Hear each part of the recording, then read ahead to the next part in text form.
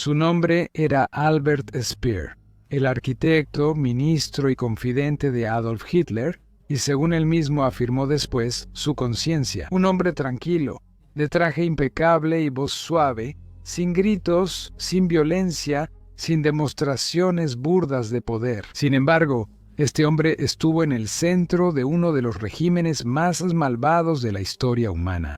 Para el mundo, parecía distinto a otros líderes nazis. No era un soldado ni un fanático que gritara. En cambio, era refinado, inteligente y hasta quizás encantador. Sin embargo, ese encanto y esa actitud tranquila lo hacían aún más peligroso. Albert Speer construyó el escenario físico en el que se desarrolló la locura de Hitler. Él diseñó las ciudades, los estadios y los monumentos, y mantuvo funcionando la maquinaria de guerra de Alemania mucho después de que la derrota fuera inevitable. Utilizó trabajo esclavo, ignoró el sufrimiento y al final logró quedar en libertad después de la guerra. Le dijo al mundo que lo lamentaba. Afirmó que no conocía la magnitud total de los horrores que se habían cometido. Dijo que solo era un hombre haciendo su trabajo y durante años muchos le creyeron. Durante años fue conocido como el buen nazi. Sin embargo, la historia y las pruebas disponibles contarán una historia muy diferente. Bienvenidos a Guerras del Mundo. Albert Speer nació el 19 de marzo de 1905 en Mannheim, en el suroeste de Alemania. Era el hijo del medio de 3 hermanos. Creció en una familia adinerada. Su padre y su abuelo eran arquitectos respetados, y su madre, Luisa, provenía de un entorno privilegiado y esperaba que sus hijos se comportaran con decoro y precisión. La vida en la casa de los Speer era tranquila, ordenada y formal. Las emociones estaban desalentadas y se esperaban logros. Albert comentaría más tarde que no recordaba haber sido abrazado nunca por sus padres, y creció rodeado de instrumentos de dibujo, planos y maquetas de edificios. Para él, la arquitectura no era solo una profesión, era parte integral de su identidad. En la década de 1920, Alemania estaba marcada física y emocionalmente por las secuelas de la Primera Guerra Mundial. El Tratado de Versalles había humillado a la nación, despojándola de tierras, dinero y orgullo. La inflación había aumentado tanto que los salarios que alcanzaban para comprar una barra de pan en la mañana ya no lo podían hacer por la tarde. Pero a pesar de este caos, Alberto Speer parecía estar en gran medida intacto. Vivía cómodamente, esquiaba en los Alpes y estudiaba matemáticas y diseño. Mientras estudiaba en universidades de Múnich y más tarde en Berlín, se convirtió en alumno de Enrique Tezzeno, uno de los arquitectos más destacados de Alemania, conocido por sus diseños simples y elegantes. Tezzeno no era solo un maestro, también era un mentor, y creía que la arquitectura debía ser honesta, caracterizada por líneas claras, sin desperdicio y sin arrogancia. Alberto lo admiraba profundamente y durante un tiempo compartió su visión de la belleza como algo puro y atemporal. En este momento de su vida, Alberto era apolítico. Las entradas de su diario reflejaban únicamente sus clases, dibujos técnicos y una leve ansiedad por avanzar en su carrera. Sin embargo, Alemania estaba experimentando cambios significativos, y para finales de la década de 1920, el desempleo iba en aumento y las protestas llenaban las calles. El gobierno parecía débil, y habían aparecido nuevos carteles en las paredes con un extraño símbolo rojo y negro que prometía que Alemania volvería a levantarse. El partido nazi aún era pequeño en 1930, percibido por muchos simplemente como una banda de hombres ruidosos y enojados. Albert Speer, al principio, no se sintió atraído por ese mundo. Él encontraba la política desordenada y vulgar, pero todo cambió una noche de diciembre de 1930, cuando un compañero de la universidad lo invitó a una reunión del Partido Nacional Socialista Obrero Alemán. Estos eran los nazis y su orador invitado, Adolf Hitler. La reunión tuvo lugar en una cervecería abarrotada en Berlín, donde Hitler habló durante 2 horas sin notas ni titubeos. Abordó temas de traición, la humillación del Tratado de Versalles el orgullo perdido de Alemania y la necesidad de unidad y renovación. Speer se conmovió con este discurso y más tarde escribió, cito, «Fue el primer discurso político que realmente me conmovió. Sentí que pertenecía». Esa noche caminó a casa aturdido, y en ese momento su rumbo en la vida cambió para siempre. Se unió al partido nazi en 1931, viéndolo como algo inofensivo en ese momento e incluso de moda entre ciertos estudiantes. No pensaba en el odio ni en la guerra. En cambio, pensaba en el orden, el propósito y el sentido de pertenencia. Así comenzó un capítulo crucial en la vida de Albert Speer, uno que alteraría para siempre su carrera y su conciencia.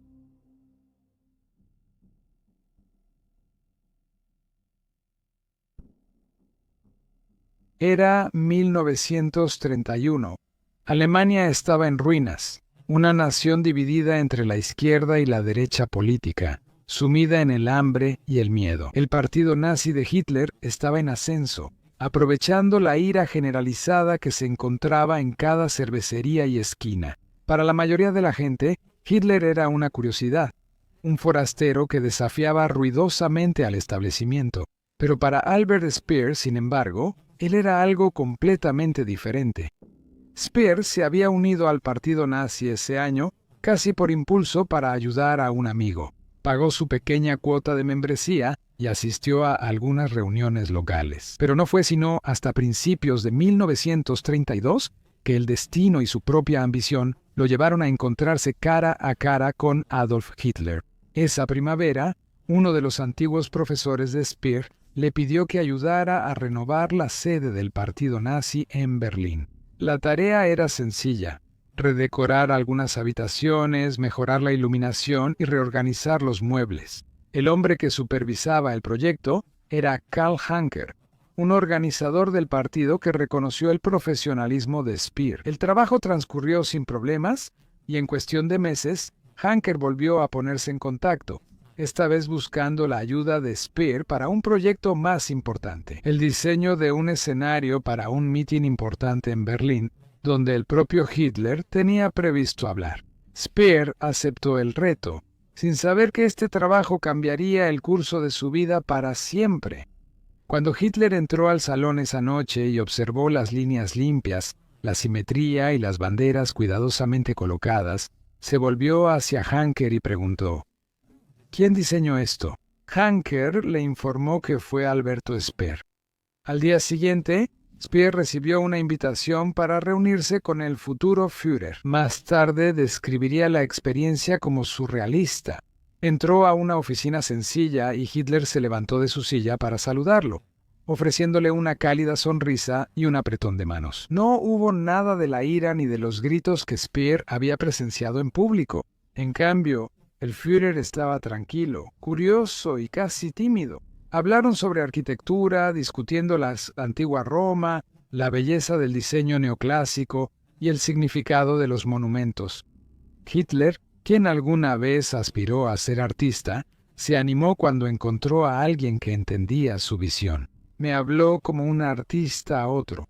Speer reflexionaría después que él estaba lleno de ideas, lleno de visión. Esa reunión forjó una conexión instantánea, y desde ese momento, Hitler se referiría a Speer como Mein Architekt, que por supuesto se traduce como mi arquitecto, ansioso por mantener esa conexión especial. Speer haría cualquier cosa para asegurarse de que Hitler estuviera feliz.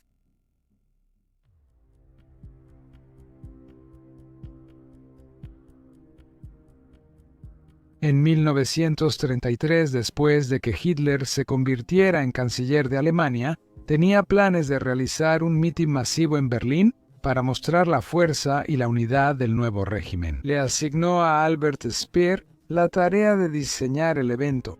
A pesar de contar con recursos limitados y un plazo muy corto, Speer compensó usando su imaginación. En el antiguo Sportpalast de Berlín, organizó 130 reflectores antiaéreos alrededor de la arena, apuntando directamente hacia el cielo nocturno. Cuando se activaban, formaban columnas imponentes de luz blanca creando una jaula resplandeciente de brillo que se extendía desde el suelo hasta las nubes. Parecía una catedral hecha no de piedra, sino de la propia luz. La gente quedaba asombrada, y el impresionante espectáculo se convirtió en una de las imágenes más icónicas de la propaganda nazi, representando poder, unidad y eternidad. Speer recordó después, cito, «Era como si estuviéramos dentro de una bóveda celestial y el Führer estuviera en su centro. Hitler quedó cautivado por ello, y ese solo momento impulsó a Speer al estrellato dentro del régimen. Tras este éxito, Speer comenzó a recibir invitaciones para diseñar más mítines, sedes del partido y campos de desfile. Se reunía con Hitler regularmente en la Cancillería o en la residencia privada del Führer en Baviera. Sus conversaciones abarcaban desde política hasta arte, desde arquitectura hasta el destino. Hitler admiraba la calma y eficiencia de Speer, mientras que Speer admiraba la certeza de Hitler.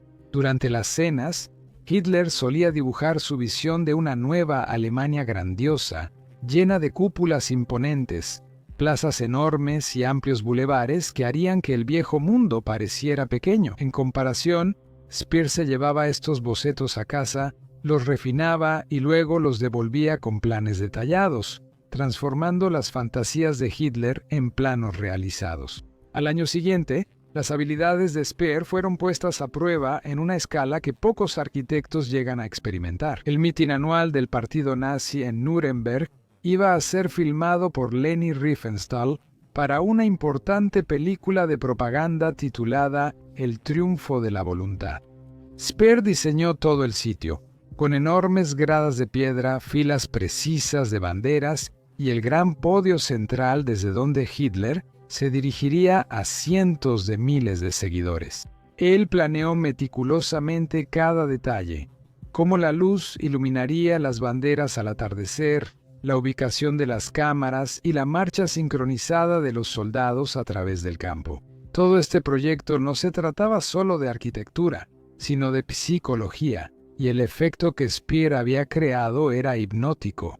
La audiencia parecía interminable y perfectamente organizada, unida por su devoción infinita. Speer había creado el lenguaje visual de la dictadura, y a través del lente de la cámara de Riefenstahl, esas imágenes se difundieron por todo el mundo.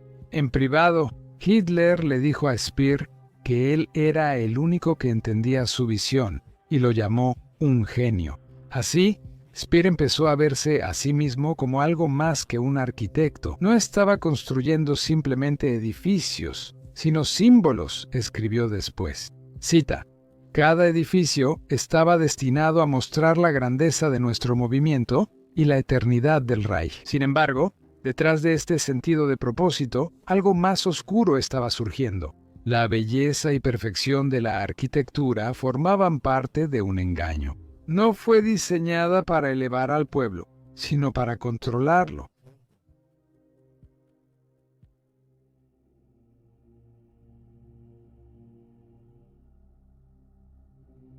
Para 1937, Speer se había convertido en el inspector general de construcciones del Reich, uno de los puestos más poderosos en la Alemania nazi. Le reportaba directamente a Hitler, y juntos comenzaron a planear su proyecto más ambicioso hasta ese momento, el renacimiento de Berlín. Concebida como la capital de un nuevo imperio llamado Germania, Hitler quería que Berlín se convirtiera en el corazón de su imperio. Una ciudad que pudiera albergar a 10 millones de personas, llena de palacios de mármol, monumentos y avenidas más anchas que cualquiera existente en la Tierra. En su centro se encontraría la Volkshalle, o Sala del Pueblo, coronada por una cúpula tan grande que haría ver pequeña a la Basílica de San Pedro en Roma. En su interior, 180.000 personas podrían reunirse para escuchar al Führer hablar. La construcción de la ciudad se llevaría a cabo en etapas secretas, preparadas para completarse después de la victoria anticipada en la guerra que Hitler estaba planeando. Como preparación, miles de hogares fueron demolidos, familias fueron reubicadas por la fuerza, y los judíos fueron expulsados de distritos enteros, para dar paso a esta nueva ciudad de la raza superior. Y Speer fue quien supervisó todo el proceso, No cuestionó ni protestó, simplemente construyó e ingenió, admitiría más tarde. Cita: me embriagué con la magnitud del trabajo, mi sentido de responsabilidad desapareció. A finales de la década de 1930, Albert Speer ya no era solo un arquitecto, se había convertido en el diseñador de los sueños de Hitler y en el constructor de su imperio. Sin embargo, no pasaría mucho tiempo antes de que su trabajo se extendiera más allá del mármol y la piedra, y dejara de diseñar edificios para comenzar a construir armas.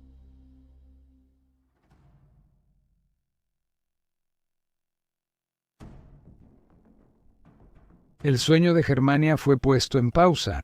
Los ejércitos de Hitler habían invadido Polonia y Europa estaba en guerra. Para Albert Speer, este cambio fue repentino, pero no desagradable. Los grandes edificios, el mármol, las explanadas para desfiles, todo eso podía esperar por ahora. Hitler necesitaba a alguien que pudiera construir para la guerra, y Speer estaba listo.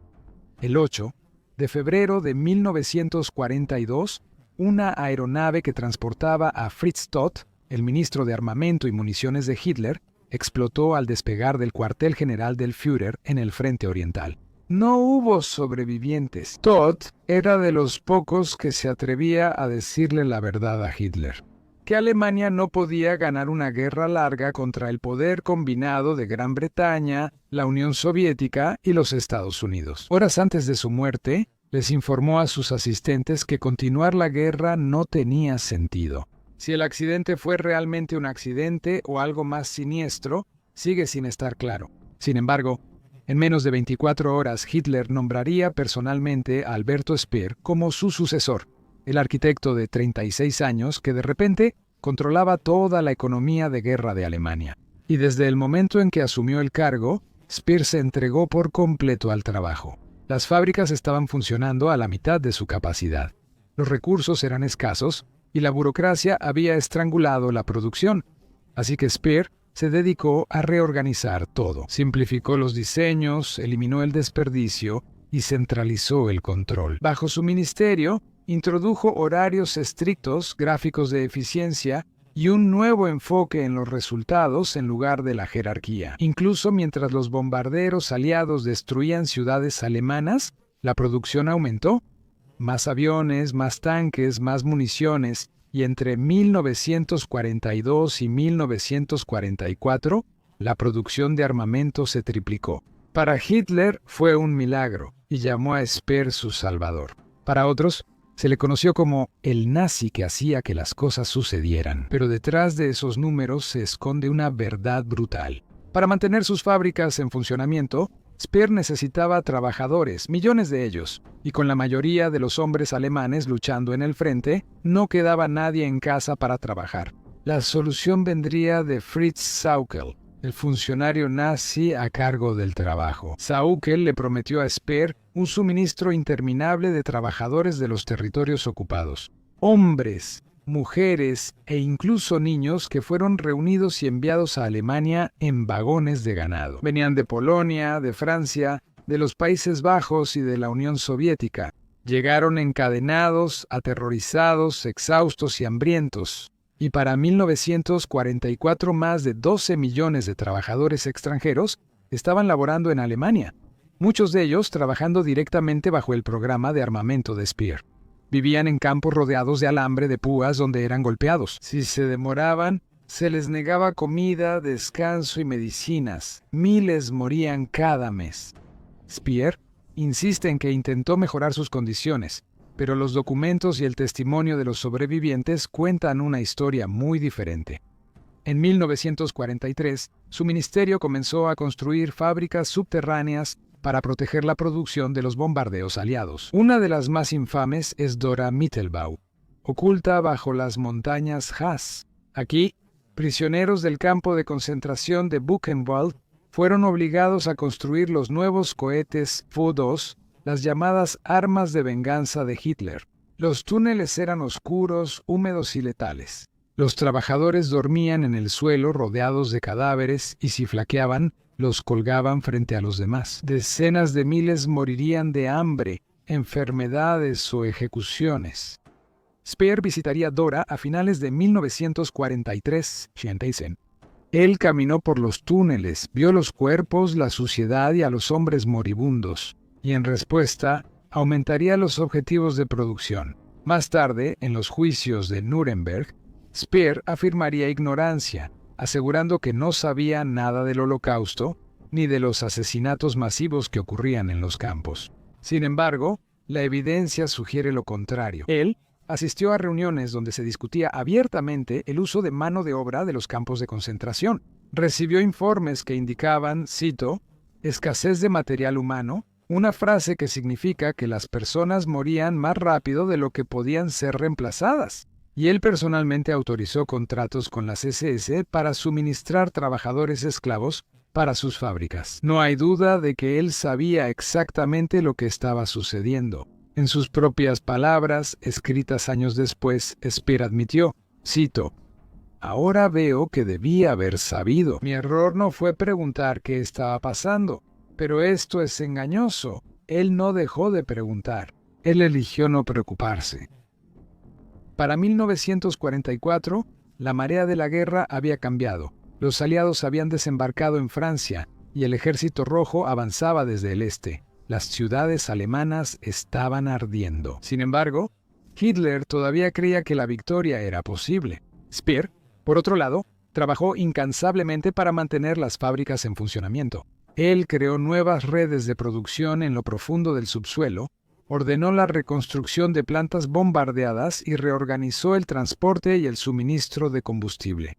Incluso cuando la lógica sugería que la guerra había terminado, Speer continuó luchando, no con armas, sino con portapapeles y fechas límite. En las reuniones les decía a sus colegas que su deber era, cito, mantener la máquina viva el mayor tiempo posible, y así lo hizo. La guerra se prolongó mes tras mes, en gran parte porque Albert Speer se aseguró de que así fuera.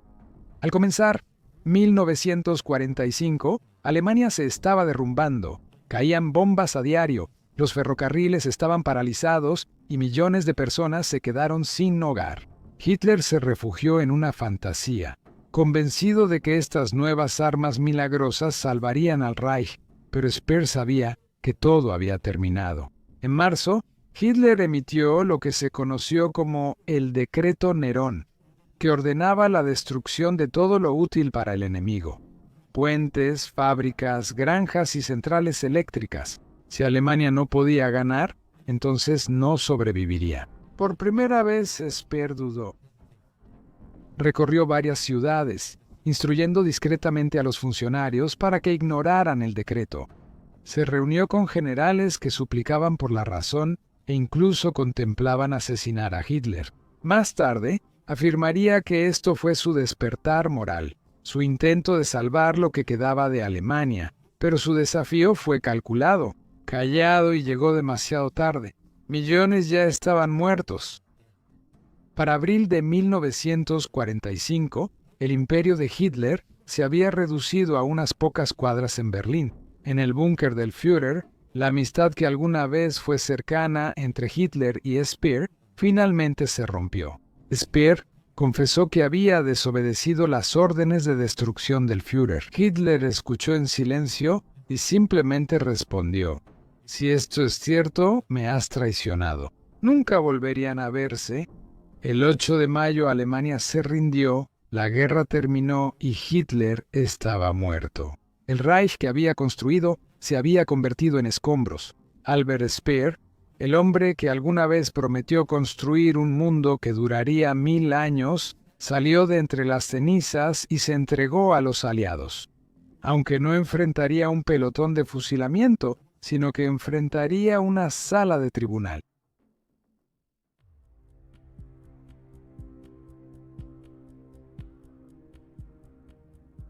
Con Alemania en ruinas, ciudades arrasadas, vías férreas retorcidas y el Reich reducido a humo y escombros. De los escombros, los soldados aliados sacan millones de documentos, planos, órdenes y listas. Los restos en papel de una dictadura y entre ellos la firma de Albert Speer aparecía repetidamente. Speer se rindió voluntariamente en Hamburgo. Se entregó a la custodia británica vistiendo un traje sencillo. Tan cortés como siempre, no había pistola, ni pastilla de cianuro, ni resistencia final, solo obediencia silenciosa, como si estuviera presentándose para otra misión. Para muchos oficiales aliados, él no encajaba con la imagen de un nazi. Hablaba inglés perfectamente, estrechó la mano y agradeció a sus guardias. Cuando le preguntaban sobre Hitler, suspiraba y respondía, cito, «Una tragedia para Alemania». La función había comenzado en noviembre de 1945. El Tribunal Militar Internacional había abierto en Nuremberg, la misma ciudad donde los reflectores de Speer alguna vez iluminaron. Catedrales en el cielo.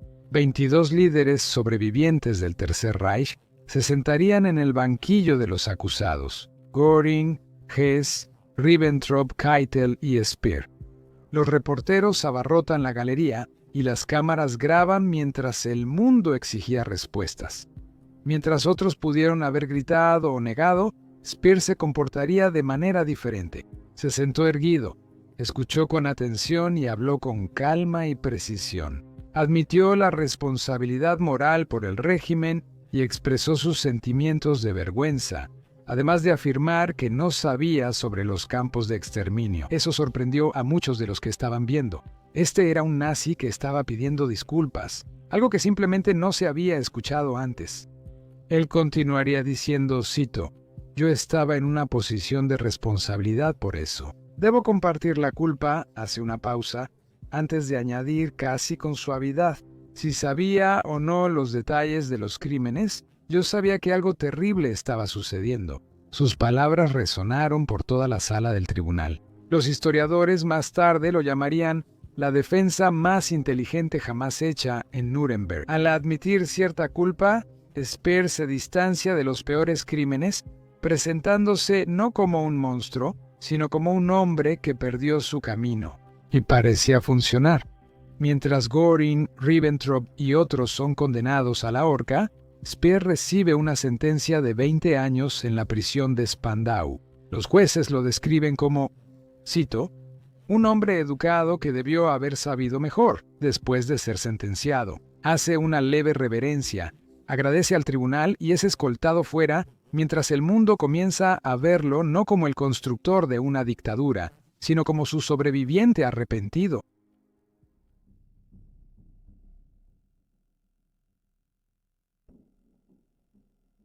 La prisión de Spandau fue demolida en 1987 después de la muerte de su último recluso, Rudolf Hess. El lugar fue despejado para evitar que se convirtiera en un santuario neonazi. Alguna vez fue una fortaleza imponente de piedra y silencio. Solo 7 prisioneros estuvieron allí al mismo tiempo, entre ellos Speer. Su rutina diaria era estricta. Barría los pisos, cuidaba un pequeño jardín y cortaba leña. Contaba los ladrillos de las paredes a su alrededor y para hacer ejercicio caminaba en círculos exactamente 10.000 pasos al día, un hábito que se volvió una obsesión durante la noche. Usando pequeños trozos de papel que los guardias le pasaban de contrabando, escribía, llevando diarios detallados llenos de recuerdos, pensamientos y reflexiones sobre el pasado. Describía a Hitler como alguien carismático y destructivo, mientras que a sí mismo se veía como ingenuo, ambicioso y ciego. Cita, «Me uní al partido por su atractivo hacia el orden», escribe. «Me quedé porque quería construir, no me di cuenta de que estaba construyendo para un demonio». Aunque el tono es calmado, reflexivo y arrepentido, incluso en su remordimiento, Speer edita su narrativa. Elimina las órdenes que firmó, las reuniones a las que asistió y las fotografías que lo muestran de pie al borde de fosas comunes. Él elaboró su propia historia, igual que uno de sus planos de construcción. En 1966, Speer cumplió su condena y salió libre por las puertas de Spandau, delgado y canoso, llevando solo una maleta y cientos de páginas de notas. Afuera fue rodeado por reporteros, los flashes de las cámaras estallando, y uno de ellos gritó, «Señor Speer, ¿todavía se siente culpable?». Él respondió suavemente, ¿Cómo podría alguien no sentirse así? De la noche a la mañana, se volvió una sensación. Su primer libro, dentro del Tercer Reich, se publicó en 1969. Se lee como una confesión. Inteligente, emotivo y casi poético, Speer se retrata a sí mismo como el tecnócrata leal que cayó bajo el hechizo de Hitler y que después reconoció la verdad. Pero todo fue demasiado tarde. Los lectores quedaron cautivados y para muchos es la primera vez que un alto mando nazi habla como un ser humano y no como un fanático. Los presentadores de televisión lo invitaban al aire y los periodistas lo describían como, cito, el único hombre decente entre ellos. Aparecía en documentales, elegante y articulado, advirtiendo a la siguiente generación sobre, cito, los peligros de la obediencia ciega para un mundo agotado por los monstruos. La cortesía de Speer era reconfortante. Se convirtió en un símbolo de que la redención era posible. Durante 20 años, Albert Speer vendió una narrativa que el mundo quería creer, que podía existir algo así. Como un buen nazi. Se presentó como un hombre que sirvió a Hitler, pero que no compartía su odio. Un hombre que formaba parte del mal, pero que de alguna manera se mantenía al margen de él. Pero la redención construida sobre mentiras simplemente no puede durar.